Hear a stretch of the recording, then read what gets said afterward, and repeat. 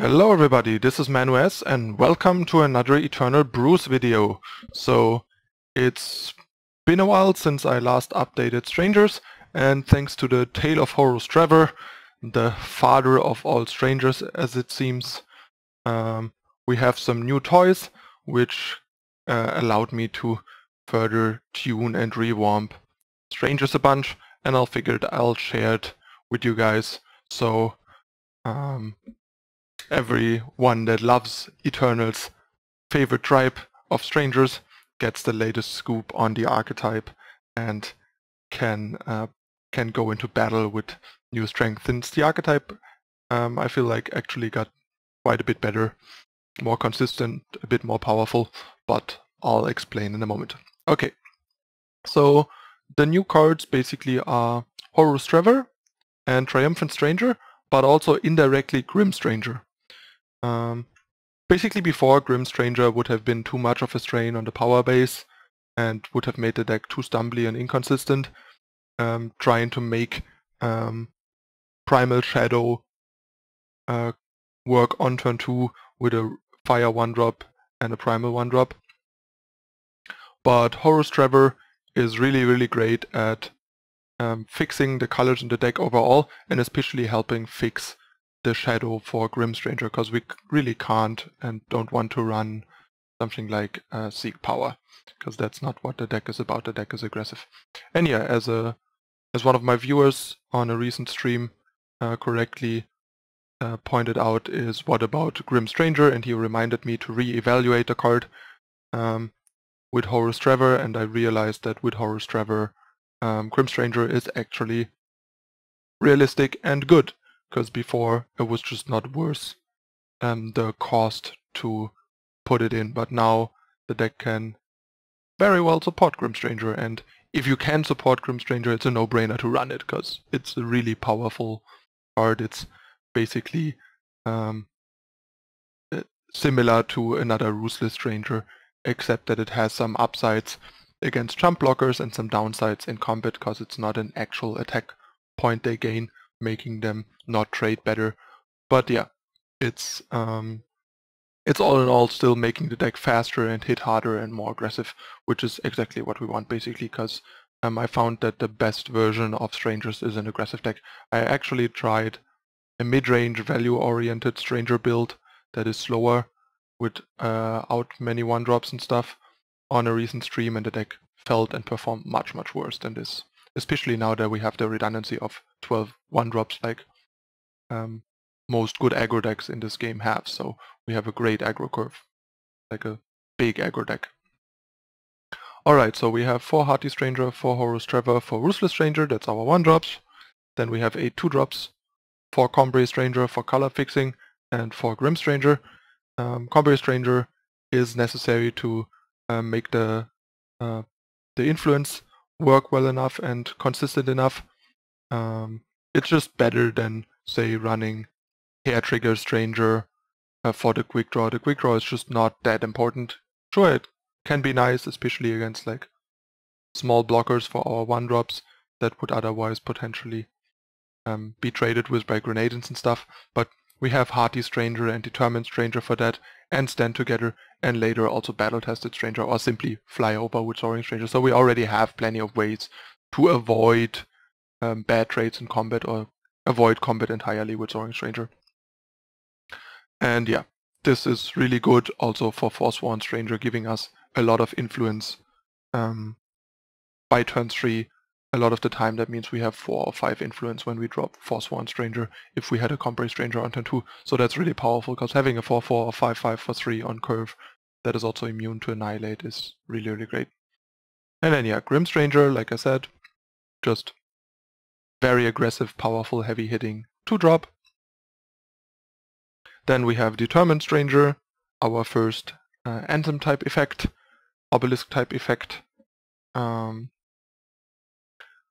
Gives all strangers +1/+1, just a great unit, a 3/3 by itself for 3 basically, which is not great, but it's solid, and with all the added bonuses from the other strangers like Grim Stranger or the 1-drops, it's already like a really good cost to effect ratio.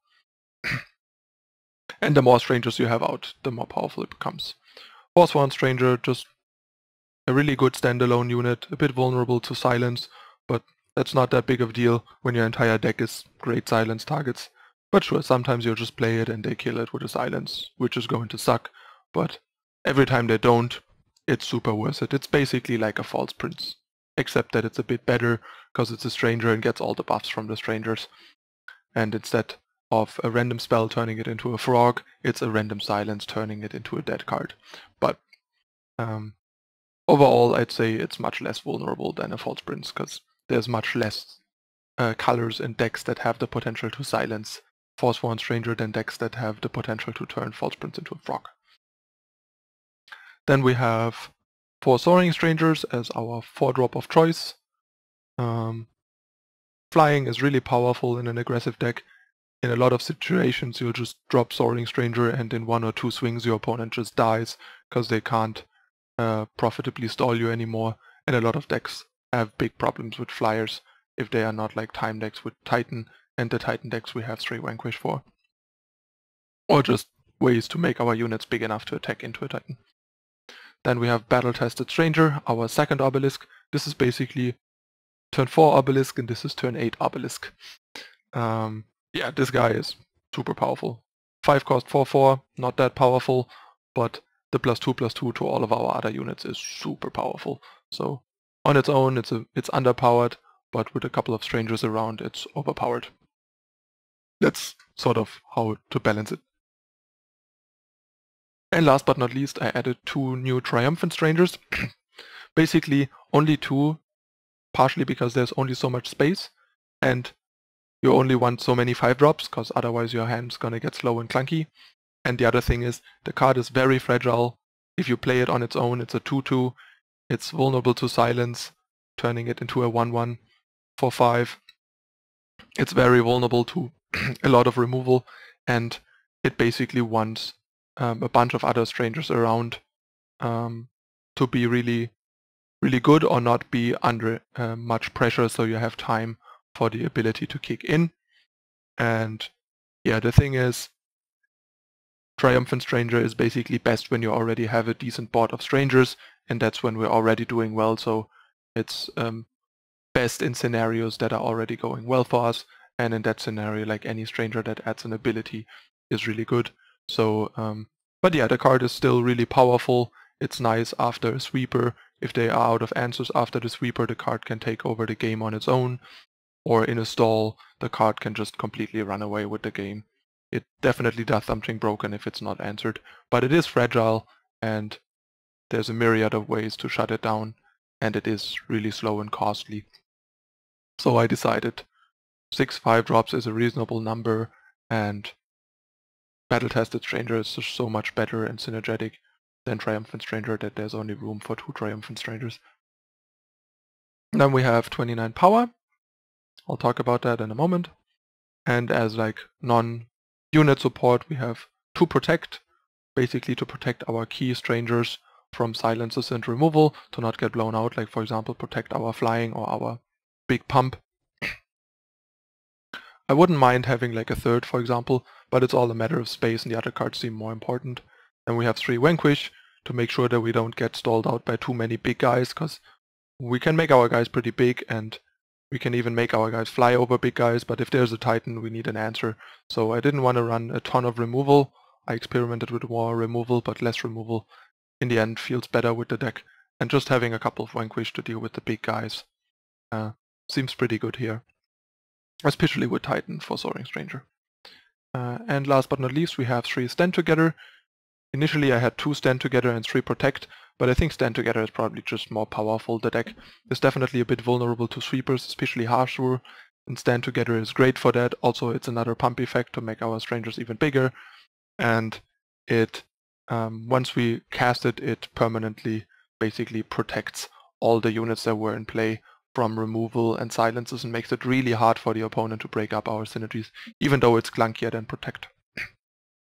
The other thing is though that the deck also curves out pretty hard, so uses up its power every turn most of the time, so it's not that easy to squeeze in a Protect and doing something else a lot of the time. So that's the idea behind it. Any other power base, we have 29 power. We have 4 diplomatic seal, of course, since we only need this influence, 1 of each, so 5 ticks total, perfect for diplomatic seal. Then we have 12 duels. The choice of duels basically depends on what our deck is doing. We have 4 Seed of Fury, because both our 1-drops are blue and red, so one of our seeds has to be the blue-red one to maximize our turn 1 ready blue and red sources. Then we have a Felon 2-drop, so we want a Felon duel, preferably, to make it as easy as possible to play this on curve. And since it's only on turn 2, a seed is better suited than a banner, because we need a 1-drop for the banner to be ready on turn 2. Also, the fact that it's in the colors of one of our 1-drops also makes us want to have a seed rather than a banner, so the Seed of Cunning can also help us play Hearty Stranger on turn 1. And then we have mostly Primal and Fire Sigils for the same reason, for our 1-drops. Since Horus Traver is not good at helping us with our 1-drops, it will mostly be used to make Justice, Time, and Shadow. And then we have some Time Sigils, because we basically can only run so many duels without crippling our curving potential and curving out smoothly and aggressively, which is what that deck is about. So I decided on 4 Time Sigil and 4 Argentport banners, because we only need our Justice and Shadow later in the game. There's actually an argument to be made now that I look at it. I think actually I made a mistake. Now that I think about it, with Grim Stranger, we should have Shadow. Alright, so we should have... There we go. Up. Should have 4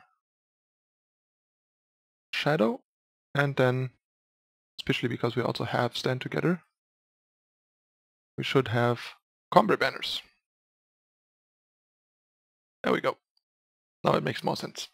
So the thing is now, we have, thanks to the Shadow Sigil, we have a more reliable Grim Stranger on turn 2, because even if we don't have a 1-drop, we are more likely to play Grim Stranger on 2. Although before with the banner, if we draw the banner off the top, we can't. Like if we have it in our opening hand, we can still play turn 1 banner, turn 2 Primal Source. But yeah, if we draw a Shadow Source off the top and it's a Argentport banner, we can't play Grim Stranger without a 1-drop. Now if we draw our Shadow Source off the top, we can still play it, and the colors are the same. And since we don't need Justice or Time before turn 3 or later, and since we also have a Combrei card, it makes sense to play a Combrei banner, because that means if we draw one of these banners, we automatically can play our Stand Together. We don't need any other card to make Stand Together playable. So yeah, we have Combrei as banner now, and 4 more sigils, since 13 sigils with 8 seeds gives us a pretty good ratio for these seeds to be ready most of the time, and have a fair share of other like ready power sources to curve out smoothly, and top deck power for our 4 and 5 drops, for example, that is not depleted. And last but not least, we have the Combrei Stranger as additional Justice and Time sources, which is why there is so little Justice and Time in the actual power base, because the Combrei Stranger provides a lot of Justice and Time, since we usually only need Justice and Time turn 3 onwards. So it's fine to have a 2-drop that fixes it. This all in all provides us with 16 Time, 16 Justice, 16 Shadow sources, including Horus Traver, and 18 Fire sources, and a whooping 19 Primal sources, including Horus Traver. But we will rarely use Horus Traver on Fire and Primal, which is why the simple fact that we have more Primal and Fire than we need means that Horus Traver can focus on the other 3 colors and virtually still help us with Fire or Primal if we draw the other sources, making the power and influence of the deck extremely consistent, actually, for a 5-faction aggressive deck. The deck works really well in terms of power and influence, and is really nice. And 29 power because we have 6 5-drops basically. Because I think with 4 drops and 6 5-drops you need 29 power and 5 colors to reliably curve out, and the deck still sometimes struggles with its 5-drops. And every turn later you play Battle Tested Stranger, it's weaker. Like if you play it on turn 5, it's at its power peak. So you really want to get these out as soon as possible. Alright, the deck is a lot of fun and actually surprisingly good. Like for example, on the last stream we did like a 10-game set and we went like 6-4, and that was while we were still working out the kinks. And I played a couple more games since then and won most of them. Deck is really fun and surprisingly strong and powerful, and I really like the version that I currently have. Alright, that's it for Stranger Danger version 3. Of course, we're gonna jump into some games to show it in action, to give you an idea how it performs, and just have some fun watching the strangers crush some people and give you an idea how to pilot it. So first game coming up in a moment. I decided to change the game format a bit in an experimental fashion and make one video a game. Still 5 or 6 games as usual, but make them into separate videos so people can like watch individual games quicker if they want to, and just kind of have the games separated, because they will still be in a playlist anyway. So if you want to watch them like before, all in sequence in a row as one watch, you can still do it with the playlist, and otherwise people can pick and choose and watch individual games rather than just 3 games in one video. And yeah, I'll see how that goes, and let me know in the comments how you like it. And stay tuned for the first game coming up in a moment. Thanks for watching.